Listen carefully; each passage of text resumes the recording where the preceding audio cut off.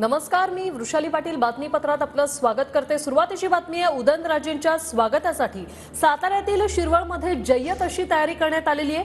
थोड्याच वेळात उदयनराजे पुण्याहून शिरवळमध्ये दाखल होणार आहेत। उदयनराजेंकडून भाजपच्या कमळ चिन्हावर प्रचारही सुरू झालाय, तर उदयनराजे भोसले समर्थक मोठ्या संख्येने सध्या शिरवळमध्ये दाखल झालेत।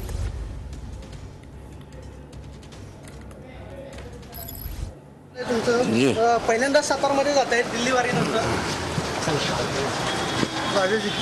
महाराज, काय पहिली प्रतिक्रिया आहे? तुमची उमेदवारी घोषित झालेली आहे। सगळ्यांना एका टायमाला सांगतो ना, परत हा महाराज सर या सगळ्या निरेला तिथं सगळ्या निरेलाच निरेला या तुम्ही सकारात्मक आहात।